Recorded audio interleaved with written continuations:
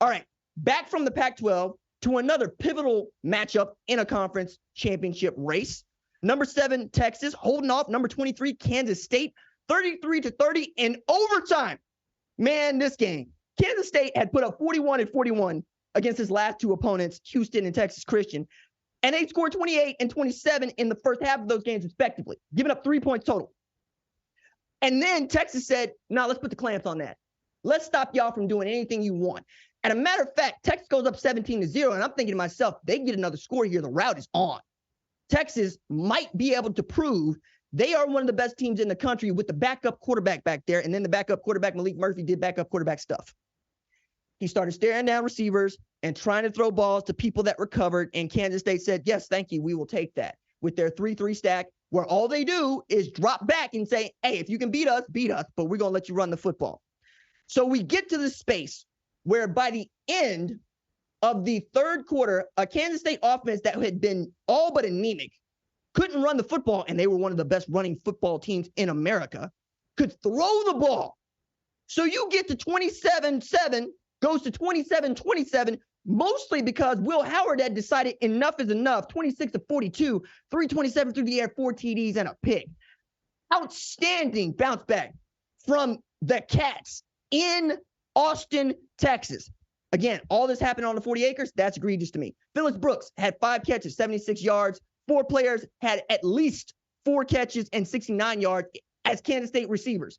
That's not what they do. They run the football. DJ Giddens was averaging 6 yards a carry and was damn near close to closing in on 1,000 yards before this game.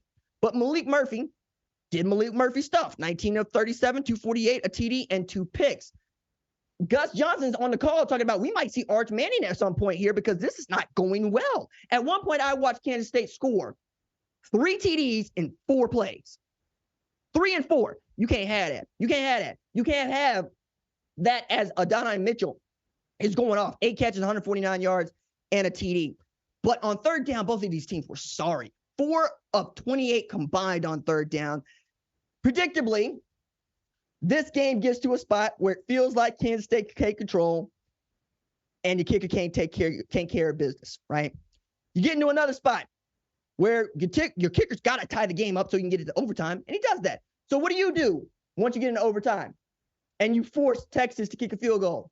Rather than just kick another field goal and get to double overtime, you say, I'm going to put the ball back in the hands of Will Howard on 4th and goal and say, please save us.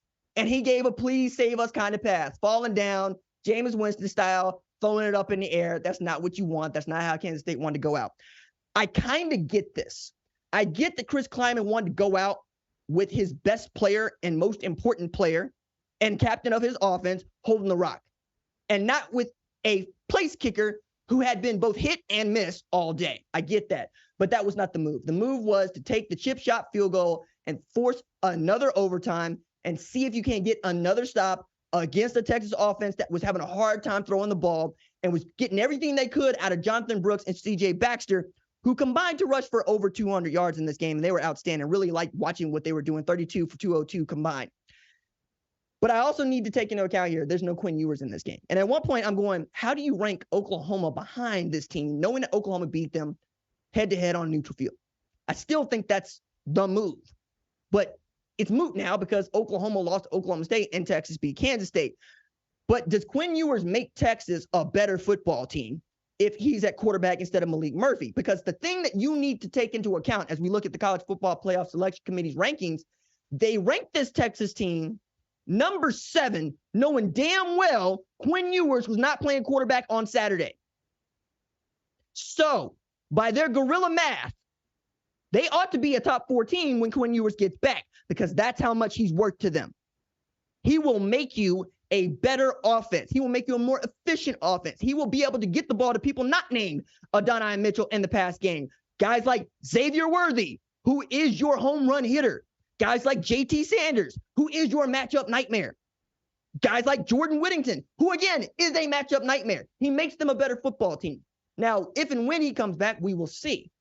But I can't wait to see where Texas is ranked on Tuesday. Because if Quinn Ewers is ready to go and they don't jump 4 spots, we're gonna have a conversation about it. We're going to have words about this, because I don't think anybody sees Texas clearly.